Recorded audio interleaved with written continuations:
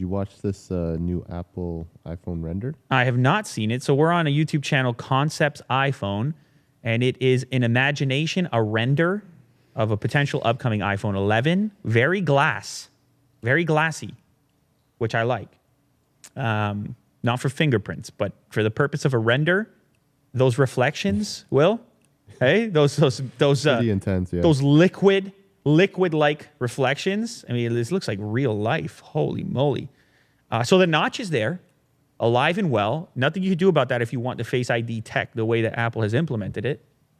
I should mention, using the 10s Max, I'm back on the Face ID whether I like it or not.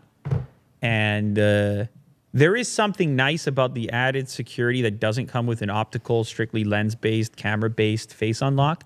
Because I had been using that on the Samsung devices. It was crazy fast, but I tricked it. You remember that, Ryan? Yeah, I tricked it.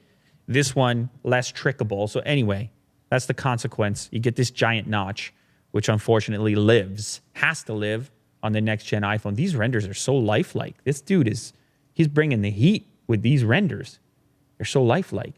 Anyhow, the main difference, the big difference on the back of the device. So see if you can find a frame, Will, of the back of the device with the camera bulge, which is a polarizing topic. There it is. Some people care, some people don't. It's a giant square to fit in this extra lens, ultra wide angle lens. I think people are going to, I don't know. I can't say for certain. I think if you're an iPhone fan and you were going to upgrade, you'll get used to it. It's a little more offensive on this guy's white model render than the black one. It looks sort of like a insect's eyeball. But yeah, this is in line with the rumors and leaks. It's starting to seem like the next generation iPhone is going to look like this. And for better or for worse, whether people like it or not. What do you think about the wide angle lens smartphone situation, Ryan? I'm not the guy to ask. Yeah, you when are. It comes Yeah, to you the are. cameras. Yeah, you are. You taking a lot of photos on smartphone? I took a couple the other night. I don't know. I mean, when you were at the Raptors game, you could have benefited from a wide angle lens. You didn't have it. No, yeah, I don't think I did. It's not on you my see? phone. Yeah. You would have had a bigger point of view, a wider point of view. You could have seen more of the. Okay, so the scope. There you go. Willie Doo's showing you how your photo would have been different if you had a wide angle lens. It's a cool option, especially for a lot of people that have smartphones. They're into photography. I mean, you know, just because it's readily available on a phone. You got the cameras. A lot of them have 3 cameras now, right? 3, I think, out of the newer phones. 3. And so not including the front-facing cameras. Are which they have other more of those too? I probably should know this, but are other phones, or do they include a wide lens camera like Samsung? Yeah, that's what Samsung implemented in the S10. The Huawei devices have it. Like Will's showing off here, not in that frame, but that kind of gives you an idea. These are wide angle lens adapters that he's showcasing.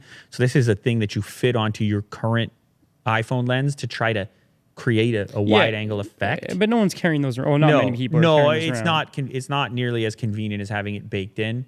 But what it allows you to do, if you're taking a photo, that's a good example. Like if you're taking a photo of an environment, architecture, something like this, or a large group of people in a tight space where you can't back up far enough, you can just fit more in the frame. You can get a better perspective. So for you at the Raptors game, instead of getting some kind of like small window into what it would look like, with a wide lens, you kind of see, it gives you more of a feeling of what it would be like to be there, your point of view. I see. So you would see some of like a little bit of the edge over here of the people that would have been next to you, and you would see up a little higher into the rafters. It just helps present the space in a more dynamic fashion. Had I had that option, I probably would have checked it out and taken a couple snapshots. There you go.